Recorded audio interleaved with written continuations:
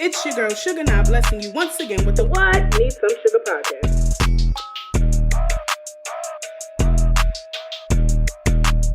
Episode 27, Fafo, fuck around and find out.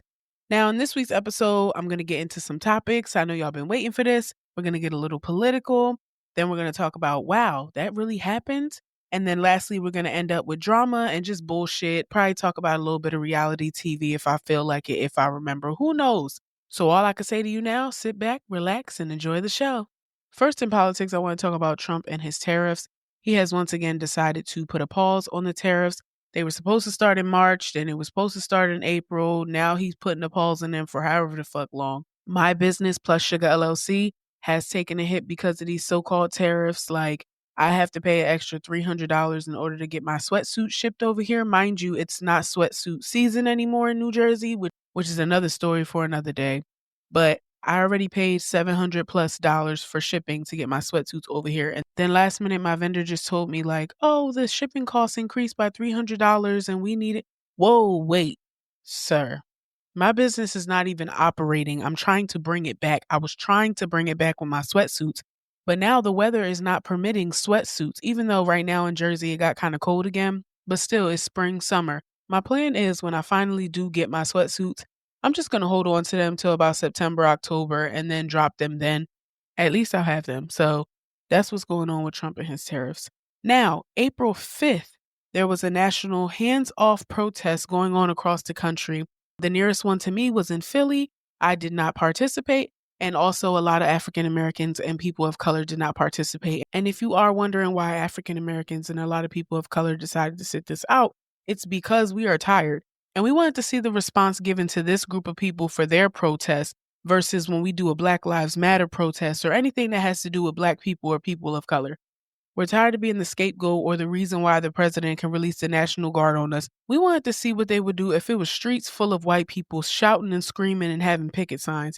And you want to know what they did? Nothing. They let those people protest peacefully, which I am happy about. I'm not saying that I wish harm on anyone. What I am saying is you can see the difference in the treatment of the people, and the protests pretty much have the same message behind them.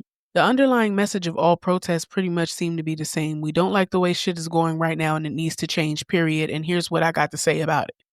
White people were out there so comfortable that one lady said that she wishes they had bouncy houses for kids and, different activities while their mom holds up a sign that says, hands off my pussy, Trump. So, I mean, if you ask me, I guess the protest went good for the white people. And you know what? Good for them. I hope this does shift the narrative, get people talking, get state reps to do their part.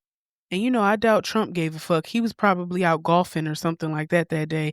But I really hope that it puts a fire under the state reps' asses and gets them to realize that, the people do not appreciate the way this administration is running this country. So get y'all shit together and make y'all voices heard. Another thing I want to talk about is how a lot of Republicans or MAGA supporters are regretting their decision because the stock market is crashing. 401ks are losing thousands and thousands of dollars. People don't even want to look at their 401ks because one day they got $100,000 in it. The very next day they only got $19K. Shit is getting real. People are regretting their votes. And the whole time I'm just like, I told y'all so. I'm going to be honest with y'all. I knew Kamala wasn't going to win, but I still put my vote in because damn, I wanted her to have a chance. The way I heard them white people talking when I was standing in line for 2 hours to cast my vote, I knew that represented a very large demographic of the country as a whole. And I was like, yeah, these people are not going to let this lady win today. They came out in droves to make sure that they voted red and made sure that nice caramel colored lady was not going to be in that office. And also, let's take her skin color out of it. The fact that they never would let a woman win. This is the second time a woman has gone against Trump. This is the second time a woman has ran for president. And both times y'all said, hell, fuck nah, bitch. Regardless, I went out, casted my vote so I can join in on this conversation because what really gets me is sometimes people don't even vote and they got this big ass opinion of the election. If you did not vote at all, I don't want to hear shit you got to say respectfully, family or friend.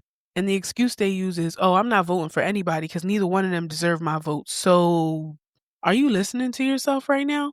Them people didn't care if they didn't like Trump personally. They still wanted everything Republican ran and Republican led. So they made sure that they still went out and voted whether they liked Trump or not. One thing I could say about Trump and his voters is I really wish that I had their audacity. And a common theme I notice about a lot of Trump supporters is they think that they are smart. And it's a shame because I don't want to talk about anybody like that. I don't want to say that you are dumb, but you are not smart. You ask a Trump supporter about him and his policies, and they only bring up one thing. They bring up immigration. They don't understand that he going to take the farms away from the farmers. They don't understand that he going to take the jobs away from the federal workers. They don't understand that he going to crash the stock market. A lot of people were saying they're voting for Trump because he's going to, decrease the price in groceries. Them shits is about to triple. Let's take the immigration conversation out of it for a second, okay? Because a lot of people voted for Trump because he said he getting rid of Mexicans and all the illegal immigrants. And everybody was like, yeah, we don't need them in this country anymore. Who's going to pick your blueberries or build your house, bitch? A lot of illegal or undocumented people are working the jobs that most of us don't even want to work any fucking way. I feel like they come into this country and play their part. The way Trump really had y'all thinking that these illegal immigrants are fucking murderers and coming in this country and causing wreck and causing havoc. You know who's causing wreck and havoc in this country? Those politicians in them fucking suits, not Jose on the fucking bus smelling like dirt coming from the farms that he just worked 30 hours. The man in the suit is the wolf in sheep's clothing. I hope y'all understand that. And that's what you need to realize. And one thing you need to learn is everything that glitters ain't fucking gold. Just because a nigga got a suit on don't mean I'ma trust him. I'm actually gonna side-eye him a little bit more.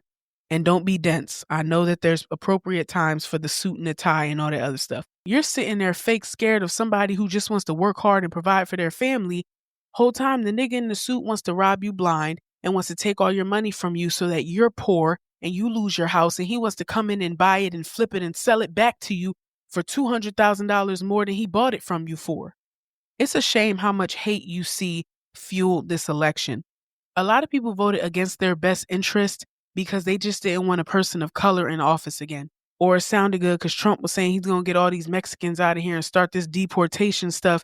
And it's like, y'all, those are the people that really are the backbone of this country. And for any Trump supporter that might be listening to my podcast, because everyone is welcomed, okay? It's just I have my opinion. So if this makes your ass itch, you're more than welcome to get off and you can support a different episode. But I have a question. How do you feel right now? How are you feeling about your vote? And with that, I'm done with the politics because politics really make my ass itch. Even though now that I'm older, I'm a full-grown adult, I have to pay attention to politics because politics directly impact my life and my daughter's future. I have a little niece and a little nephew, their future. So I have to pay attention to these things, even though I don't want to, because it really makes me upset because I'm paying attention to what's going on and I don't want to because it's nothing but fuck shit going on. And the other candidate and the previous president told y'all that this man was going to run this country to the fucking ground. And y'all voted against your best interest and mine just because you wanted him to get rid of 2 Mexicans at your job that you don't like. I'm done with politics, y'all. How are y'all feeling about what's going on? I had to take a breather after that shit and that's also why I put it first. Because let me get all my aggravation and frustration out first before I start talking about more lighthearted subjects. Anyway, it's not going to get too lighthearted because we are going to talk about some serious stuff. But this segment is going to be called, Wow, that really happened? And yes, bitch, this really happened. So, I don't know if y'all seen the interview going around with the lady in the blue dress getting 2-pieced. I call it the 2-piece felt around the world because she stopped somebody in the streets of New York and asked for their opinion on Planned Parenthood. Now, when Miss Blue Dress stopped old girl for her opinion, at first it started out as a healthy little back and forth, a healthy debate. But as the interview went on, you could see Miss Blue Dress was committed to misunderstanding or just antagonizing the woman she was interviewing. The girl even asked in the beginning of the interview, like, is this a yes or no thing? And she was like, no, we're just getting everybody's opinion. So let me ask this question. If you're just getting people's opinion, why were you committed to giving her statistics and facts that directly opposed everything she was saying, but yet she still was telling you, like, I can't go against Planned Parenthood because they provide this service that I think are beneficial to the youth. And the only thing you were focused on was abortions. They provide mental health services. Like, that girl ran down more things than just abortion. Now, is that the first thing that old girl mentioned? Yes, it is. She said they provide safe abortions. Because me personally, I'm pro-choice. Your body, your choice. Do whatever the fuck you want to do. If you feel like you don't want that baby, then damn, get rid of it. A lot of these pro-life people be like, oh, well, just don't have sex with somebody you don't want to have a baby with, or just don't have sex at all if you don't want to have a baby. That's one piece of the conversation. They don't get any deeper than that. God forbid somebody gets raped and you're still telling them to keep the baby, just give the baby up for adoption. And it can get more complex than that, but it really shouldn't because this is a surface level issue. Because if somebody wants to get an abortion, their body, their choice, none of my fucking business, moving along. A lot of these pro-life people don't follow up with kids in foster care and go read them books every fucking Thursday or donate old clothes or take them out for big brother, big sister events. A lot of these pro-life people just think of, oh, have the baby, give them up for adoption, drop them off safely to the safe havens. And the reality is a lot of kids are stuck in the foster care system until they age out of the foster care system. And a lot of families go overseas and adopt kids in the arms of the angels instead of adopting little Susie that's in the foster care system right around the corner from their house. And somebody commented on one of my Facebook videos and said it's expensive to adopt in the US, so that's why people go international to adopt kids. That's still not an excuse, because if you live in the US, you should be adopting US children. Why are you going international to adopt a child when there's children in your backyard that need to be adopted? But back to that interview, she was committed to misunderstanding what that girl was saying. She was committed to getting that girl to know that Planned Parenthood is no good and everything that you were saying about them, I don't agree with, and here's why. And if it was a debate, then yes, I understand that. But you were out in the streets asking people's opinion. And also, your tone was condescending. You were gaslighting her, and you just kept poking the bear. It was that girl's responsibility to control her anger. Do I agree that she hit that girl? No, but I'm very neutral in this situation because I also don't feel bad that she hit that girl. I would have been able to debate her all fucking day until I realized that this argument's not going nowhere. You feel how you feel. I feel how I feel. Y'all have a great day. Best of luck or whatever the fuck you got going on and wherever you about to post this video. But you stopped a random person in New York for their opinion. That is the risk you take when you do street interviews. You don't know who you're about to stop and talk to. You kept talking to that girl like she was dumb and like the things she was saying didn't really make sense to you and was like, wow, well, I'm not the one who said kill kids in foster care. I will say personally, I feel like that girl did hit Lil Miss Blue Dress because she started to feel a little embarrassed, or like she started to feel a little stupid, like the girl was trying to make her feel stupid, or she started to feel stupid. Something happened internally with the other girl where she was like, I'm just going to hit you because I can no longer voice my opinion. Because I guarantee you, if that girl knew what type of interview she was stepping into, she probably wouldn't have engaged with you for real. But the fact that you said you just wanted people's opinion and you're doing interviews for this, and that reason, that's why she kept talking. But as the interview went on, you could tell that, yes, you were getting people's opinion, but you also were out there trying to cheerlead and crusade and parade for the pro-life team. But you need to be careful when you stop random people on the street because not everybody's just going to be able to politic and debate with you back and forth. Some people can't control their anger. Some people just going to two-piece you because they feel like you playing. So you got to choose your battles wisely. And also, you took a punch for humanity. That's all I could say. Next, we have a sad story that has impacted two families. 17-year-old Karmelo Anthony has been charged with the stabbing death of Austin Metcalf, or Metcalf. Sorry if I'm saying it wrong. So this story has been up for debate all over social media. I don't think the official police report has come out. I did see a couple screenshots of something that looked like a police report, but honestly, y'all, people can make fake documents all day, every day. So I don't really believe the things that I'm seeing yet. However, Karmelo Anthony is claiming self-defense. He said that Austin and his twin brother were trying to jump him, and he just stabbed Austin as an act of self-defense. He didn't do it with the intention to kill him. He just was defending himself. Of course, social media is making this into a race thing because Karmelo Anthony, the accused, is black, and then Austin, who is deceased, is white. So, of course, people are going to make this into a black and white thing. They said that Austin and his twin brother were bullying Karmelo, and that's why he stabbed them because they started pulling at his jacket, his book bag, and was messing with him. Others are saying Karmelo went over to a different school's tent and was antagonizing them, and that's why the altercation started in the first place. Like I said, a lot of conflicting stories, a lot of different points of views, a lot of fake reports coming out. Of course, Karmelo's family is coming out in defense and support of him, and Austin's family is coming out in defense and support of him and his brother. Stories like this, I do not have a strong opinion when they initially come out because, like I said, the truth is somewhere in there. When are we going to get all the facts? When Karmelo goes to court. So that is when you'll hear my official opinion, and I will keep you guys updated on this case because I'm paying attention to it and I really want to know what's going to happen to this boy. I don't want them to steamroll him because he's a black boy that killed a white boy. You already know how this goes in this country. He has a GoFundMe out. People are donating to that so he can get good legal representation. Karmelo Anthony will not be facing the death penalty in this case. But y'all, cases like this, we just have to wait till they go to court because you see what the prosecution has as evidence. You see what the defense has as their evidence. And that is typically where you will find the truth.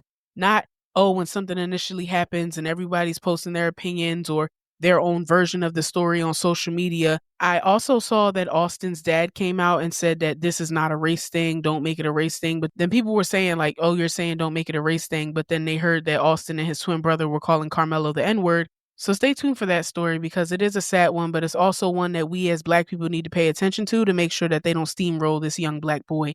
Next story in the Wow That Really Happened segment is some YouTuber went to the North Sentinel Island and left a Coke and a coconut for the Sentinelese people as I guess a peace offering or a greeting, I don't know, for the Sentinelese people. And if you never heard about this island, they're an indigenous tribe who voluntarily isolate themselves and have no contact with the outside world. And it's also illegal to go to this island because they're supposed to stay isolated. So the fact that this YouTuber went to this island just for views, just for a YouTube video, just to test his luck, is like, y'all really don't care about y'all life and you're really very disrespectful. If these people choose not to have contact with the outside world, why the fuck would you then take your ass with your modern day viruses? I say, you know what? Not even wishing bad on anybody. I wish you would have had to face some type of repercussions from the people on that island, like some torture or something like that. Everybody doesn't want to be content for your social media platforms or for your YouTube channel. Bitch, this is real people and their real families, their real tribe, their real island, their real food, their real bodies. If this tribe has isolated themselves intentionally, what the fuck makes you think that they want the outside world to come and bring cameras? That's why a lot of the videos and pictures you see of the people on this island, they're from afar. They're from a drone. They're from a boat that's fucking miles away. Then people do not want to talk to us.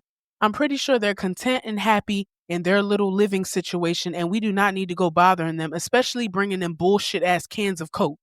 And by the way, they have enough fucking coconuts. They don't need those either. Last story in this segment, a California man is charged with killing a pharmacy tech. Now, this reminds me of Luigi in a way where the guy says he did this because he's tired of Big Pharma. Big Pharma's charging too much for medications. They're making too much money. It's a big business. It's not really to care and help. It's not really to care and heal the human race if they have an ailment or a sickness. It's to make money. And while I understand his sentiments, I don't understand why your logic is to go into a pharmacy and kill an innocent pharmacy tech as if they have a direct hand in Big Pharma and the price of drugs and things like that. That person you killed probably made $17 an hour and literally hated their fucking job, but just needed to make a living. Now, not that I can understand, but if you went up the chain a little bit, like Luigi went right to the fucking CEO of the company of United Healthcare. He said, look, bitch, you the big dog that really make decisions. Even though you got to go to a board and have meetings to get shit approved, you're still the big guy here. And you still probably get the biggest paycheck in this fucking building. Even though I don't agree with that situation all the way either, Luigi's reasoning and the person that he got kind of made a little bit more sense for his cause versus you just killing an innocent pharmacy tech at a CVS. Now, I don't know if it was a CVS, Walgreens, or whatever. It just said that he went into a pharmacy in California, which is very sad. And my condolences to the family that lost their loved one because people are really crazy out here. I digress. Very sad stories, very crazy stories. How are y'all feeling this segment? I think I'm going to leave it in the show because a lot of crazy stuff is happening nowadays, and I feel like my people need to know what's going on. Next, I'm still thinking of names for this segment, but we're going to call this segment Drama and Bullshit. So this is just anything to do with reality TV stars, rappers, singers, whoever, influencers, people in the shade room, neighborhood talk, things like that. You know, the little blog sites on Instagram. So our first story is Anthony Edwards, who is a basketball player, said he wants to pay 18 years of child support up front to his baby mom, Aisha Howard. Now, allegedly, he gave her $100K to abort the child. She took the money, didn't abort the child, and now she's taking him to court for child support. He gave her full custody, and he said, I want to pay all the child support that I'm ordered to pay up front. So how much is 18 years of child support right now? I'll cut the check right now. And hopefully Aisha builds a good life with this little girl with the money that she's going to be getting from Anthony Edwards. It's an unfortunate story all the way around because it just seems like this baby is a pawn. And then not to mention the girl Aisha is so much older. I think Anthony is in his 20s and she's in her late 30s. She's also the baby mom of Lil Baby, and Lil Baby, I think, is in his mid-20s, and she's still in her late 30s. It's like, it just seemed like, no disrespect to her, because I don't know her personally, it just seemed like she one of them older bitches by age, but a young bitch by the brain, because why are you attracted to young boys? Why are you attracted to little boys? Why are both of your baby dads at least 10 plus years younger than you? Men take longer to mature than women, so that means that either you're behind in your maturity, or you're taking advantage of them because, like I said, men mature a little bit slower than women. So which one is it, girl? Either way, I hope the baby gets the therapy that she needs when she grows up. And I honestly hope that the mom shelters her from any of this bullshit when she's old enough to read and get on the internet. I hope that she doesn't come across articles where it literally says that her dad did not want her. Have you heard about this story? What are your thoughts? Next, respect for the law, respect to the law. Do you remember our girl Onijah Robinson? She's the lady from New York that had went to Pakistan so she could marry a 19-year-old man. She's 30-something. See, here again, another bitch that's old as hell trying to date a young-ass boy. What is going on with y'all? Now, we could clearly see that Onijah got a little bit of mental health going on. So she kind of gets a pass, but not really. Supposedly, she went to Pakistan so she could marry this boy.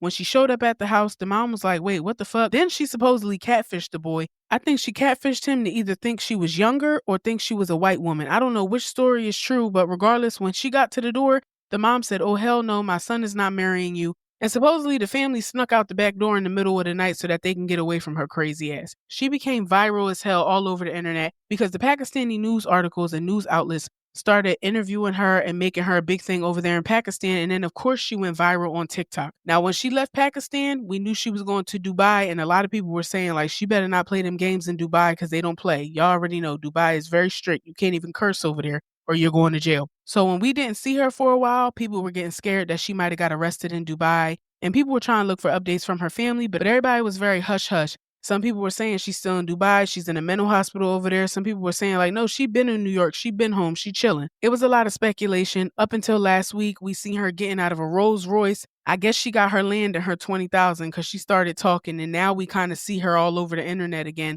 And I'm like, what the fuck? But then again, y'all, these are strangers that we make viral and we follow their every move. So they have every right to want to be private during certain times in their life. Who knows if this lady actually wanted to be famous or go viral? That's probably why when she got back to the US, she really laid low and stayed quiet because she was like, damn, bitch, I didn't expect to get all this notoriety and all this fucking attention. Like, I just wanted to marry my man and go live my life in peace. Shit.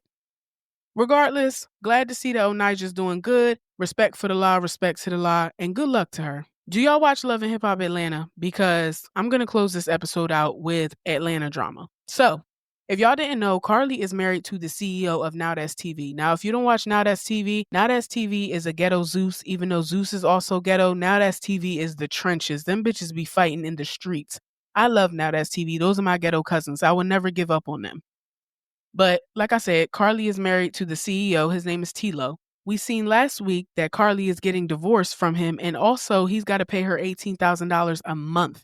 They had a little domestic violence situation going on where he punched her in her fucking jaw, and then he left the next day and supposedly filed for divorce from her crazy ass. We seen on one of these recent episodes of Love and Hip Hop that Carly was supposedly recording him and he was trying to leave the island and she was begging him to stay and talking about, I got trust issues, my bad, I'll never do it again.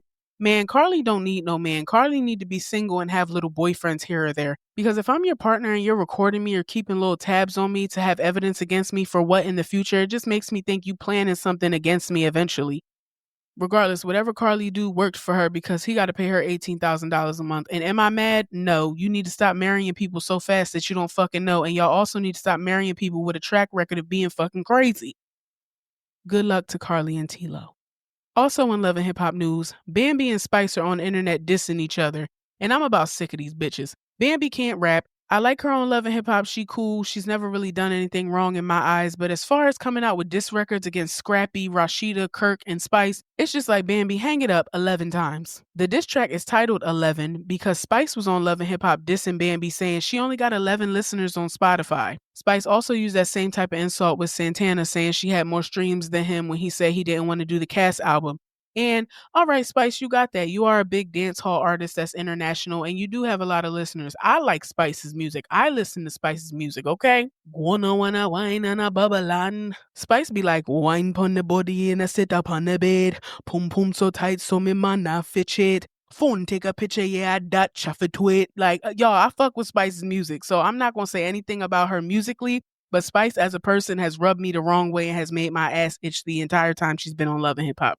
Sometimes I can't get where Spice is coming from, and I almost can get where anybody is coming from. I never understand where Spice is coming from. I'm like, okay, I still don't understand what you're trying to say, though. But she put out a response to Bambi and also named her diss record 11. And she told Bambi that she got 11 fake coats, 11 hooves, 11 this, 11 that. And you know what? Good luck to both of them. I hope that they get some streams and some money off of this little beef. Do I think it's going to be a Kendrick Lamar and Drake type beef? Absolutely fucking not. I think each of their diss records is probably going to get 11 listens, so that's 22 for both of them. And finally, I don't know if y'all been keeping up with the Real Housewives of Atlanta, but they're back, and we heard about the drama with Kenya showing some revenge porn, quote unquote, of one of the newer cast members. Her name is Britt.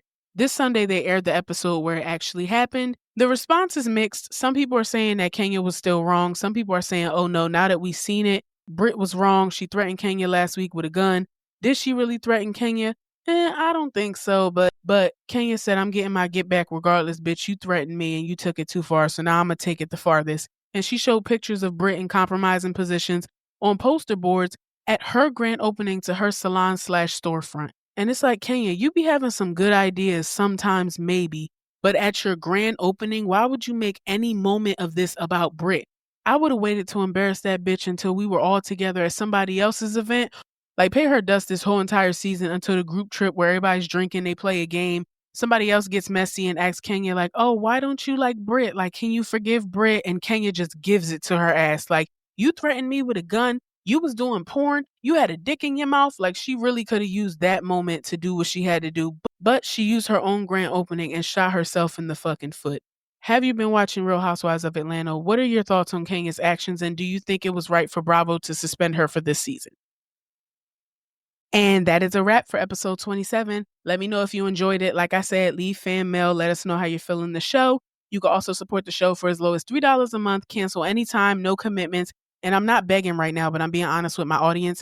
I actually need a better computer because editing my podcast on the computer that I have now is such a slow process. I don't know what's going on. Maybe it doesn't have the storage capacity needed to hold audio files, because before I edit these episodes down, they're at least an hour plus long, and I edit them down to like 45, 30 minutes. So my current computer is doing what it's supposed to do, but it's on its last leg and it's dragging. So I'm doing what I can with what I got right now. And you know, we starting from the bottom, so it is what it is. But I am letting my audience know it's almost time to upgrade some of our equipment. No pressure, just saying. That concludes this week's episode. What do I always say? It's good, but it needs some sugar.